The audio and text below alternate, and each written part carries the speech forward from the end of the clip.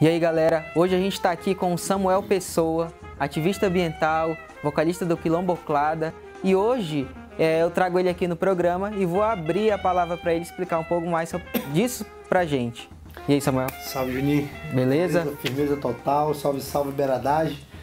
A Quilomboclada, quem acompanha, tem acompanhado o nosso trabalho musicalmente, ela é uma banda de ativismo socioambiental, né? A gente está na defesa da população ribeirinha, da população extrativista, da população indígena, e a nossa defesa ela se dá a partir do momento que a gente pega esses nossos costumes de quem nasceu na beira do rio e leva para a música para que as pessoas compreendam a necessidade de respeitar esses povos que vêm da floresta. E o outro aspecto é o aspecto ambiental, da qual a gente não pode falar, não tem como você falar de defesa dos povos indígenas ou do povo da floresta se você não falar da defesa do meio ambiente, entendeu? Então é a linha de atuação da banda Quilomboclada, a defesa dos povos da floresta e a defesa do meio ambiente. Você já vem com esse discurso já desde o início da banda, né? E agora tu tem essa palestra que tu vai começar a dar no Sesc, não é isso? A banda ela surge nós surgimos no ano de 2003, dezembro de 2003, com a proposta do seguinte: existia a necessidade de você desmistificar o entendimento do termo beradeiro, porque aqui na Amazônia o termo beradeiro ele era muito tempo atrás compreendido de forma pejorativa. Então quando o cidadão ele queria inferiorizar alguém, desqualificar alguém, ele usava esse termo beradeiro, né? Então, por exemplo, eu vivia minha infância inteira, quando eu fazia algo errado, a pessoa olhava para mim e dizia: "Tu é beradeiro", entendeu? "Tu é beradeiro, é?" Ou nem sempre algo errado, né? Mas algo que... Não, quando eu dava uma vacilada, usavam esse termo para mim, né? Tu é beradeiro. Então esse termo ele foi um termo pejorativamente muito utilizado no contexto geral. Em 2003 a gente teve a ideia de criar uma banda que fosse fazer esse trabalho mais de pesquisa, de leitura sobre a história do povo da floresta, dos povos da floresta, e com isso a gente pudesse retratar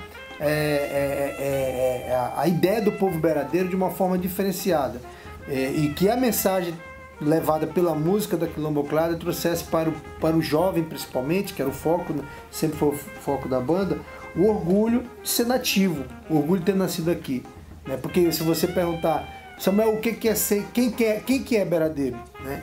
O conceito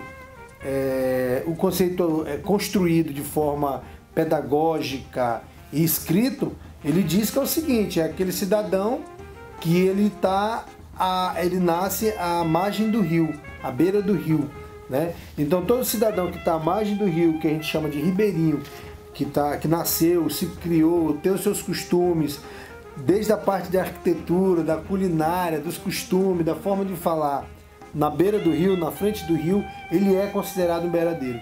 Então, não só aqueles que nasceram lá no Baixo Madeira, mas a gente que nasce em Porto Velho também pode se considerar beradeiro. Por quê? Porque a cidade de Porto Velho é uma cidade que ela está de frente para o Rio Madeira, entendeu? Uhum. Claro, a gente caminha de costa para o Rio Madeira, mas ela é uma cidade que nasceu na frente do Rio Madeira. Então, o surgimento da cidade de Porto Velho está na frente do Rio Madeira. Então, você nasceu em Porto Velho, você é um beradeiro. Sim. Agora, a grande pergunta é: você se assume como beradeiro? Você acha que você é beradeiro? Você já foi procurar saber quais são as suas raízes? De onde que os seus pais vieram? Seus irmãos, seus tios? Essa que é a pergunta, porque todo mundo não quer desmistificar isso aí, né? Porque até onde eu sei, até, né, na minha infância, na adolescência, eu vi o termo beradeiro era, né, como você falou, pejorativo, era uma ofensa. Uma ofensa, né? Uma desqualificação. E vocês veem com... O próprio beradeiro, se você chamasse ele, uma nova geração agora chamasse ele de beradeiro, ele ficava puto, ficava com raiva, né? Uhum. Não me chama de beradeiro não, sou beradeiro não, entendeu? Ele não queria ser beradeiro. Por quê? Porque ele não queria ser feio, ele não queria falar errado, ele não queria ser ignorante, ele não queria ser de 1,60 m, que é o típico nortista. Mesmo tendo, quero ser. Não, ele quer ter o padrão que ele assiste na TV todos os dias. Uhum. Que na época não tinha internet, mas tinha televisão, né? Que dizia pra ele assim: ó, o padrão bacana é do Thiago Lacerda. 1,85 m, cabelo bem lisinho, bonitinho, todo aparadinho. E todo mundo queria ser aquilo, né? E o jovem queria ser aquilo e as mulheres desejavam aquele perfil. Então, quando vem alguém, aí quando você contrapõe isso aí dizendo, pô, tem que amar a tua cabocla, né? Do jeito que ela é. E você tem que amar o seu caboclozinho lá do jeito que ele é. Falando chiando, inclusive, né? Sim. Que adora um peixe com farinha. E aí vocês vieram com esse, resgatando esse orgulho beradeiro, né? Isso. Já vinha antes de vocês alguém com esse trabalho? Já.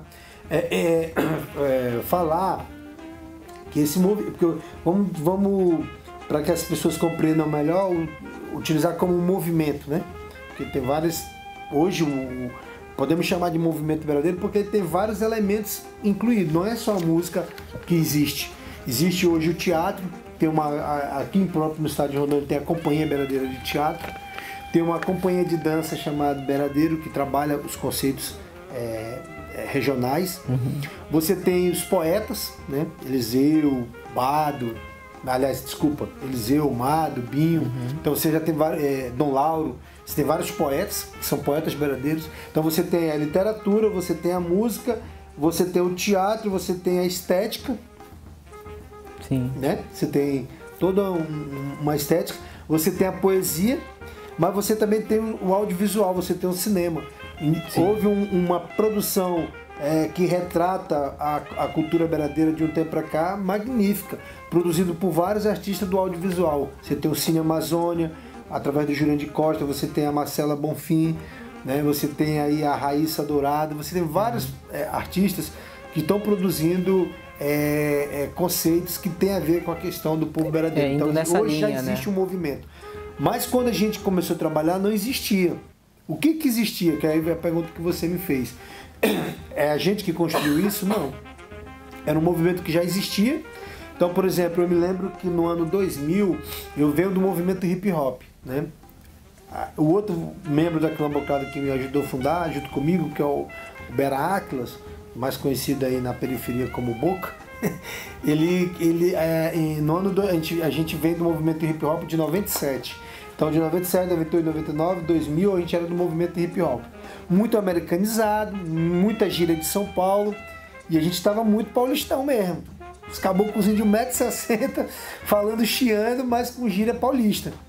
E aí começou essa reflexão, né? Cara, ó, a gente precisa se assumir, pô. Aí eu se perguntava, mas se assumir como? Foi a primeira vez que eu vi o termo, pela boca do Boca, né? Ele falou assim, cara, nós somos beradeiro. É doido, né, pô? Não sou beradeiro, não. Né? Porque o entendimento que eu tinha de infância, inclusive, eu fui muito massacrado por isso. Discriminado na escola, nos ambientes. Eu não sofri muito, não é que eu não sofri. Eu não levei muito em consideração porque eu sempre fui um cara de reação, então eu sempre reagia às agressões, né? Porque eu vinha dessa coisa da rua. Mas aí a gente começou a trabalhar isso aí, mas como é que a gente trabalha esse conceito? Aí a gente foi estudar os caras que trabalhavam a questão do termo beradeiro. Mas começou nessa discussão, de vocês dois, né? Isso.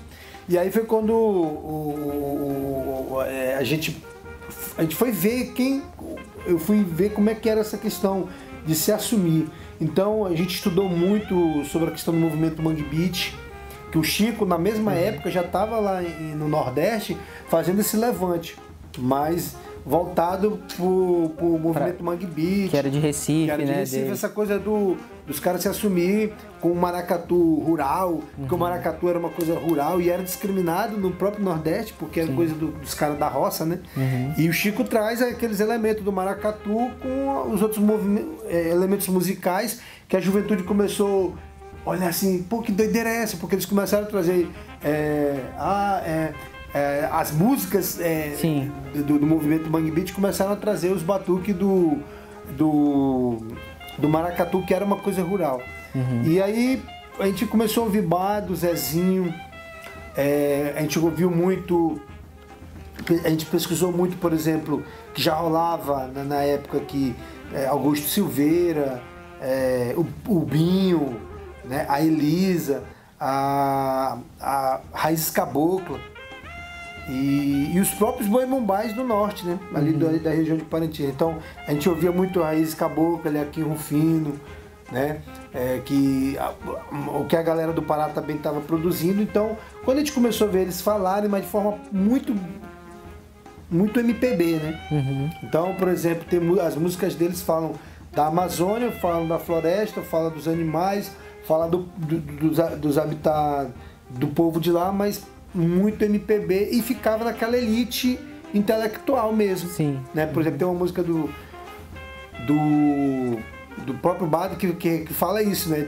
Tinha um menino que só vivia assim, avoado. Tinha um menino que só vivia assim, ao meu lado. Tinha menino, mexe a gripina. Mas aí, ó, tinha menino que só vivia assim. O termo vivia assim é um termo do povo beradeiro. Avoado é um termo do povo beradeiro.